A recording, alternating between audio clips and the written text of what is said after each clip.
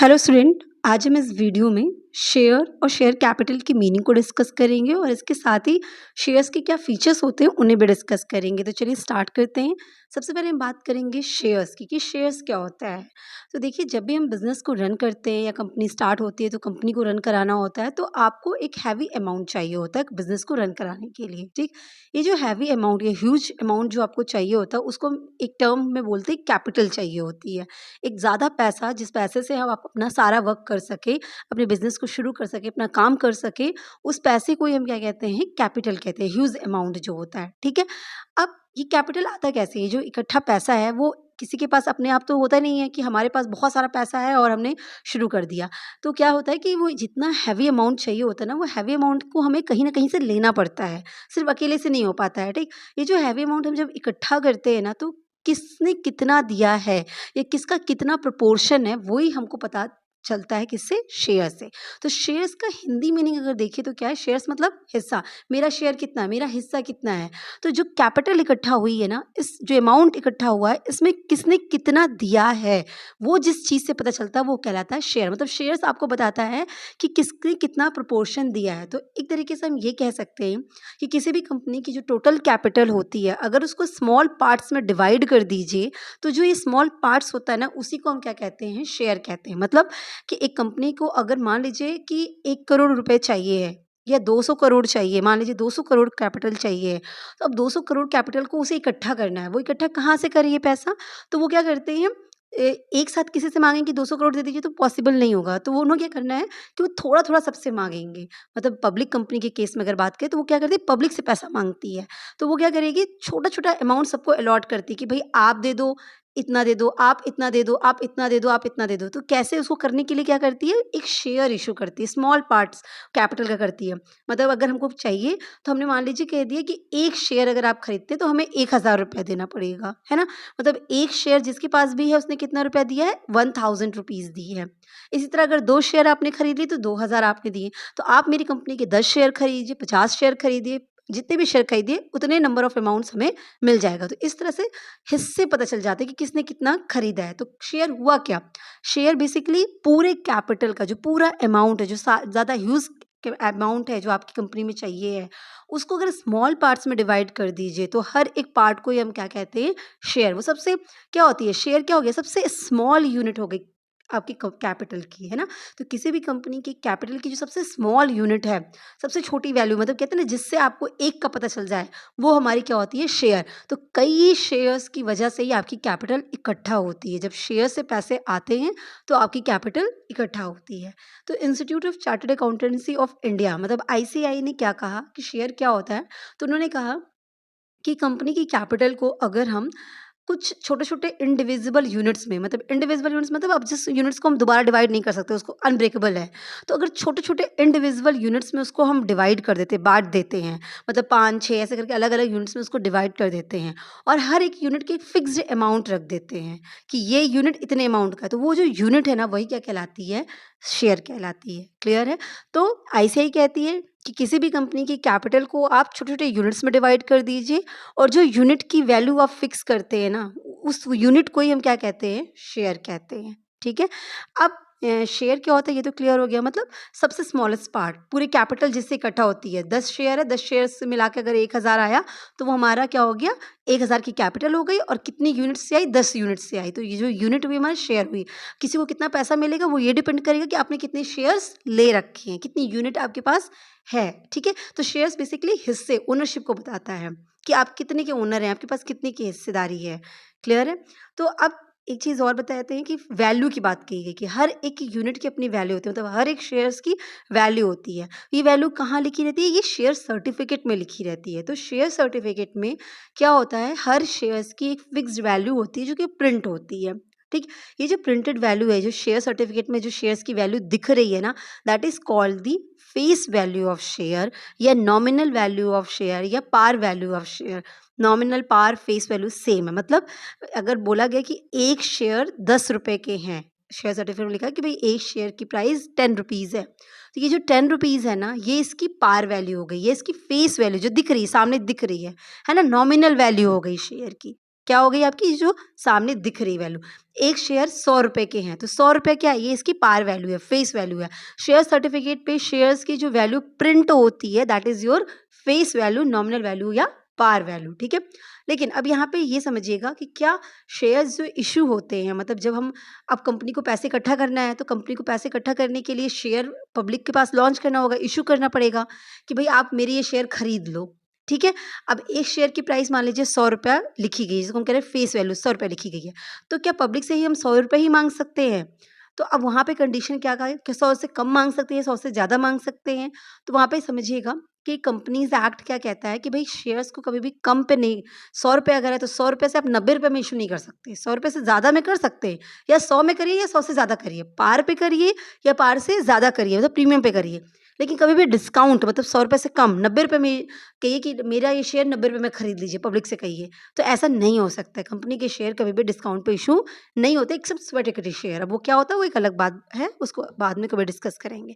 तो नॉर्मली समझिएगा कि शेयर्स की जो फेस वैल्यू होती है, शेयर इश्यू किस पे होता है, मतलब पब्लिक उसे किस पे खरीदती है, पब्लिक के लिए कौन सी प्राइस ऑफर की जाती है कि अगर आपको हमारे शेयर खरीदने हैं तो इतना रुपया देना पड़ेगा, तो उतना रुपया आपको दे देंगे तो आपकी कैपिटल इकट्ठा हो जाएगी।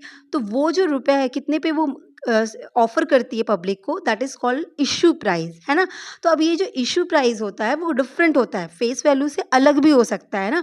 तो जिस प्राइस पे शेयर्स को मार्केट में लॉन्च किया जाता है, मार्केट में इशू किया जाता है, मार्केट में ऑफर किया जाता है कि पब्लिक इसको परचेज करे इस प्राइस पे, दैट प्राइस कॉल्ड है इशू प्राइस ऑफ शेयर।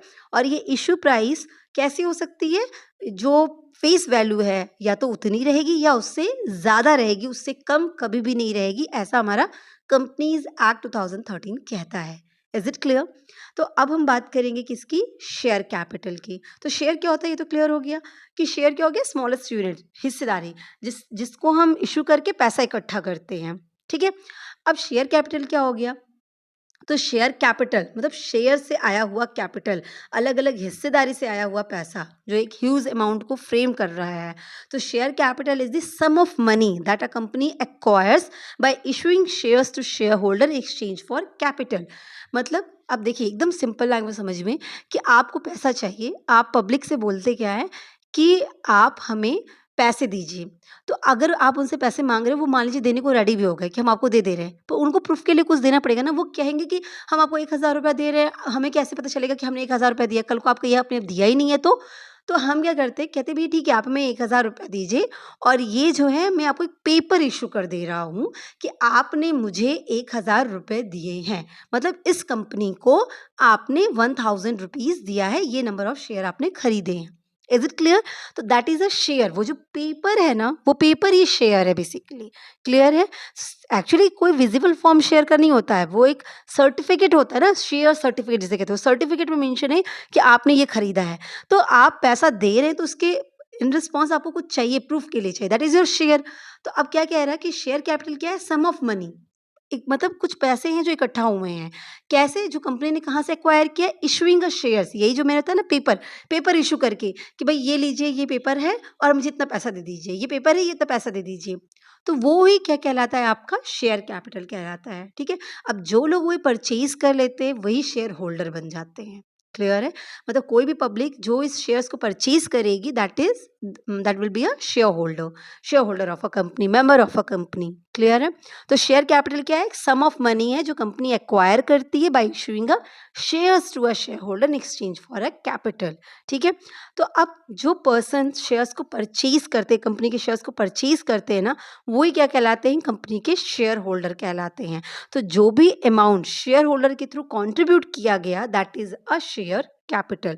तो कंपनी पैसा पाने के लिए जो शेयर्स परचेज करने के लिए ऑफर करती है पब्लिक को, और जो पब्लिक उन शेयर्स को परचेज करता है, जो भी पर्सन उन शेयर्स को परचेज करता है, that person will be a share holder of that company.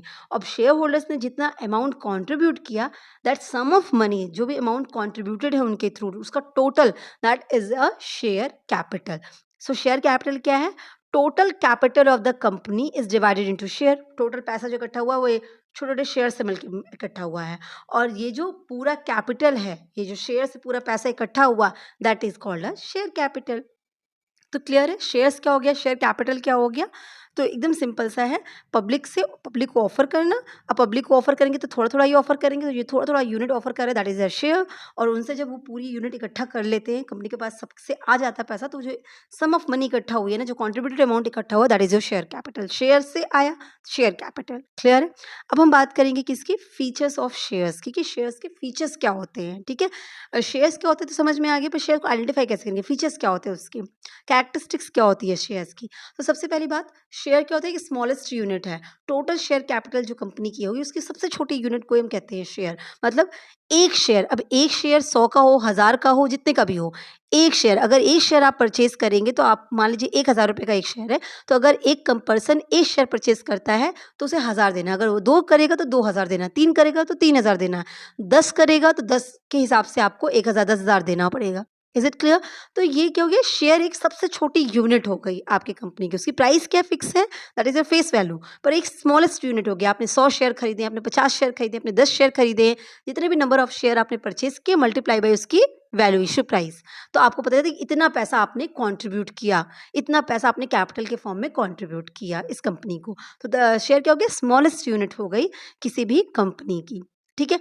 अच्छा, शेयर जो भी लोग खरीदते हैं ना, वो कुछ राइट्स अवेल करते हैं। राइट्स मतलब कहते हैं ना, क्या राइट्स, आपके पास ये रिस्पॉन्सिबिलिटीज़ है, ये आपके पास पावर है। राइट्स बेसिकली पावर को डिनोट कर रहा है। तो share confers certain rights to its holder. जो भी, जिन्होंने भी शेयर परचेज किया तो वो शेयर होल्डर बन गए, तो उन शेयर होल्डर्स के पास कुछ राइट्स होती है। राइट कैसी, कि अब आपके पास पावर है कि आप डिविडेंड रिसीव करोगे, आपके पास राइट है कि आप स्टैट्यूटरी बुक्स जो होती हैं, उनका एमओए ओए और उनका फाइनेंशियल स्टेटमेंट, जो भी स्टैट्यूटरी बुक्स हैं, आप उनको इंस्पेक्ट कर सकते हो, उनको चेक कर सकते हो, उनको देख सकते हो। आपको जो भी मीटिंग होगी शेयर होल्डर्स की, उन सारी मीटिंग्स को अटेंड करने का राइट है।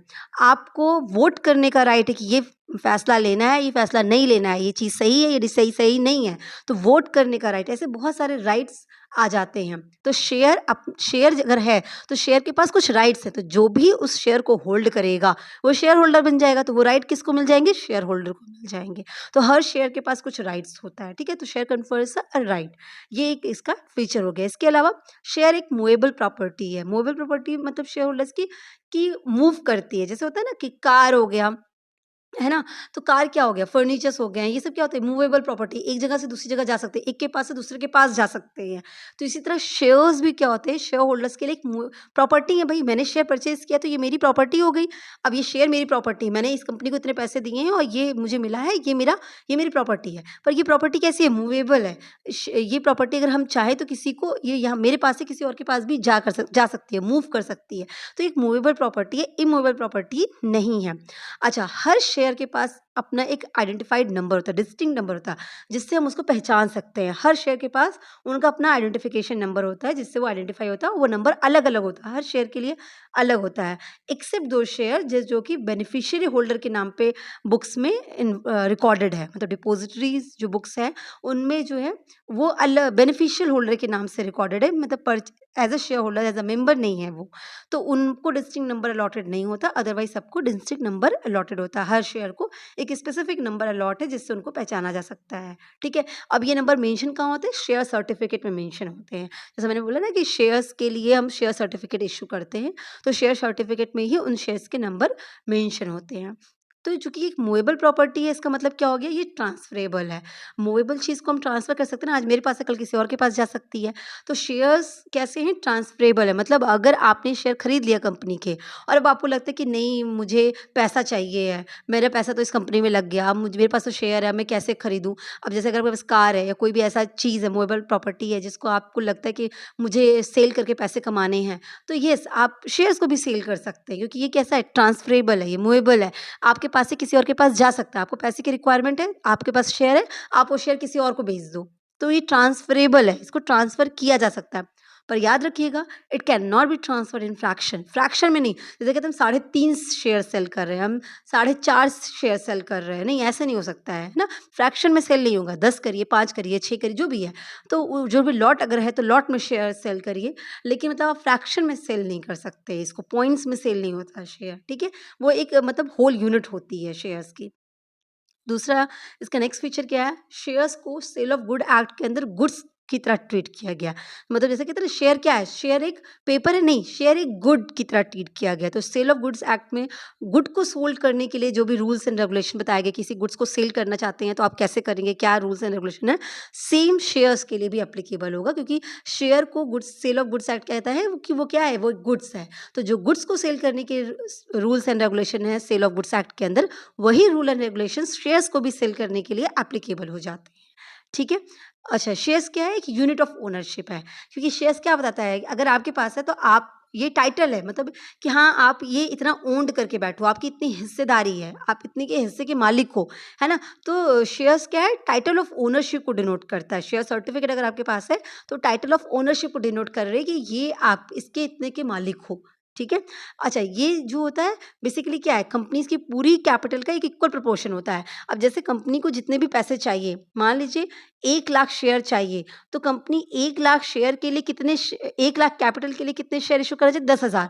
तो इक्वली वो डिवाइड करती है ना कि 10,000 है तो 10,000 से हमारा क्या हो जाएगा, 1,00,000 कैपिटल इकट्ठा हो जाएगी। तो हर एक शेयर की वैल्यू फिक्स कर देगी और उस हिसाब से वो इकट्ठा कर लेगी। तो क्या होता है कि ये मतलब इक्वल प्रोपोर्शन में डिवाइड होता है। पूरी कैपिटल को शेयर्स का मतलब क्या हो गया, इक्वल प्रोपोर्शन में डिवाइड करना। ठीक है। फिर इसके अलावा अगर हम बात करें इसके फीचर की, तो ये ऐसी कोई चीज़ नहीं कि जो कि दिख रही हो आपको। शेयर है आपके पास, तो शेयर आपको दिख नहीं रहे, विजिबल फॉर्म में नहीं है। ये या तो डीमैट फॉर्म में होते हैं, मतलब ऑनलाइन चीज़ें हो रही है, डिमैटिलाइज अकाउंट के थ्रू हो रहा है, तो आपके अकाउंट में इतने का शेयर क्रेडिट है। पर शेयर कुछ देखना चाहें आप तो ऐसा कुछ नहीं है ना। वो एक शेयर सर्टिफिकेट है। अब शेयर सर्टिफिकेट आपने कितने शेयर्स होल्ड करके रखे हैं, वो सब मेंशन होगा, इस नंबर का शेयर, इस नंबर का शेयर, इस नंबर का शेयर, तो वो शेयर सर्टिफिकेट है। पर अगर हम बात करें शेयर्स की, तो कोई शेयर ऐसा कुछ दिखने वाली चीज़ नहीं है आपके सामने। ठीक है। वो कोई विजिबल फॉर्म में नहीं रहता है। तो ये चीज़ें क्या हो गई, आपकी फीचर्स हो गई शेयर्स की। सो आई होप आपको क्लियर हुआ होगा कि शेयर क्या है, शेयर कैपिटल क्या है और शेयर्स के फीचर्स क्या है। Wish you all the best. Thank you so much.